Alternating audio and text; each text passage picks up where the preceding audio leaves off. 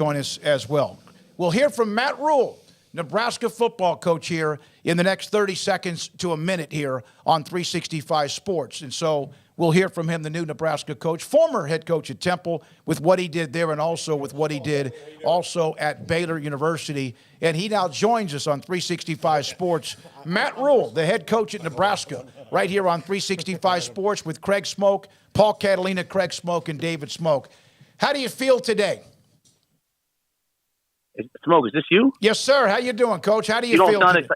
You don't sound excited enough. I have to be a journalist here, Matt. I have to be. Okay. No. I'm thrilled with this hire as a Huskers fan. I'm fired up, man. I tell you what, we had such a great experience at Baylor, and coming here today, I think my wife and the kids, we all feel sort of that same feeling. Great place to live. Great program, and we met nothing but great people so far. You are, a fan of college football in its very essence of everything. And you mentioned that through the press conference today when I saw on ESPN the other day about being at Nebraska. What is that like to hear your name attached to a program with that history? Well, I'd say it's surreal. I'd say there's also a lot of responsibility. College football is better when Nebraska's great. And so for me, I'm excited to do it. I also know that I have to get to work and get it done. I want to make sure that everyone in the state of Nebraska, all the Nebraska fans, Husker Nation, that they're proud of the team. Coach, you're not waiting long to dive back into things. You certainly could have, sat back. I think most people would have understood and, bided your time, maybe taken a little bit of a break. Was it Nebraska, and what about just wanting to get back into it really fueled this decision for you? Well, I think, I love coaching. I love being around young people, and the college game presents a lot of opportunities to build a team, to build culture in the locker room, and I missed that. And then I'd say this opportunity was a special one. Storied history, tremendous resources, tremendous facilities. We're just finishing up $150 million facility for the student athletes. And when I think about the way that I like to do things, to be physical, to practice hard, to develop players. That's really what Nebraska's history is all about. So once I met Trev Alberts, I knew that, this would be a great fit, and the rest is history. Matt, does recruiting still burn in your belly? Recruiting high school players and even now college players because of the transfer portal? Yeah, I love that part of it. I love getting to know young people. I love getting to know their families. I love seeing what makes them tick. I'm proud when we went to practice the Patriots this year and Bill Belichick's raving about Tyquan Thornton. I'm proud when I see JT Woods walk across the stage, and then also see him get drafted. I think those are the things that drive you, and it all starts with recruiting. It all starts with evaluating the right players. You go back to those signing classes that produced those kids that all got drafted this year, and the Texases and the Texas A&Ms, they had higher rated recruiting classes and less draft picks. And I think that evaluation is a forgotten art. And guys that we've had, guys like Evan Cooper and Fran Brown and many more, always did such a great job of that. I know we don't have you for very long, so I have to ask you this question. Are you concerned at all with what you've done, taking this job and being friends with Smokey? I tell you what, there's not a better guy on earth to be friends with. I just can't wait till I make a bad call on third down, and all of a sudden his ire is burning towards me. Coach, how much do you have to brush up on just how different college football is from when you left it just a couple of years ago in terms of what's allowed and what's not? I got started right away. I started talking to people right away, and kind of the refrain from most guys was like, hey, none of us really know what's happening. So obviously Joey McGuire is a great friend of mine. Talking to him, talking to Sat at South Carolina, talking to a lot of different guys.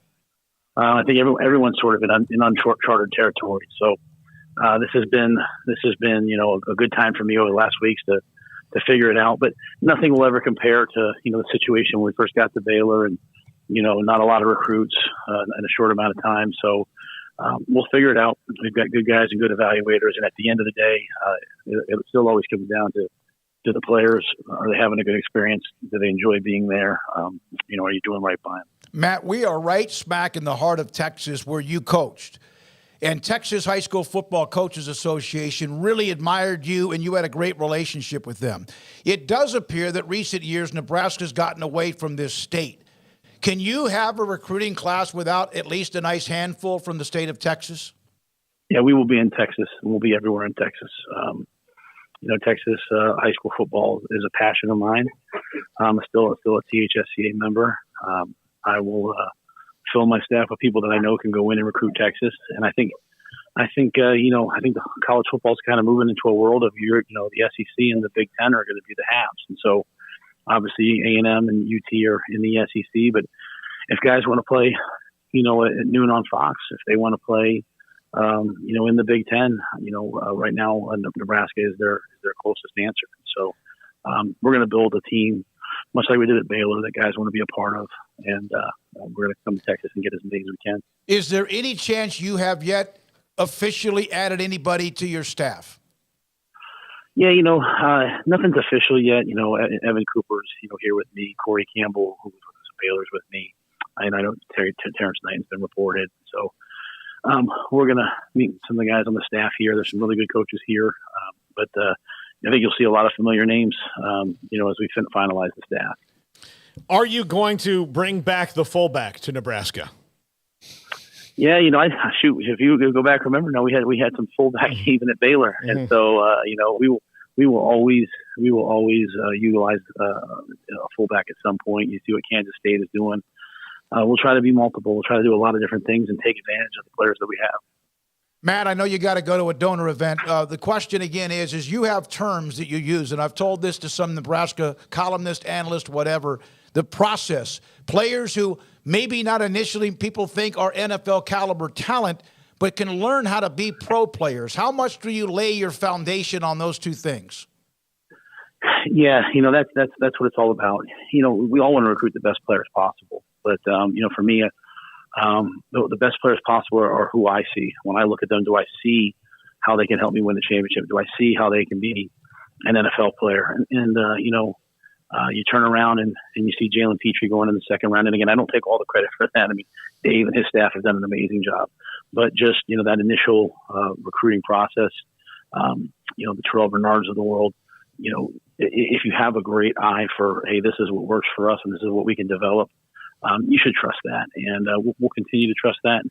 And there'll be a lot of NFL players coming out of Nebraska real soon. When will you sleep next? Guys, I haven't slept for a while. I don't plan on anytime soon. But this is exciting for me. This is what I love to do, and I'm excited to get started. Thank you, man. We appreciate it. We know you had a tight window with us. We do appreciate you. Congratulations, and we'll be in touch. Congrats, I'll be Coach. In touch with you. You know that. Just get to know, first radio show. Thank you, brother. Thank you. Thank you, right. Matt. Appreciate you. Okay. Our audience appreciates you as well. That's Nebraska football coach Matt Rhule sliding in with us.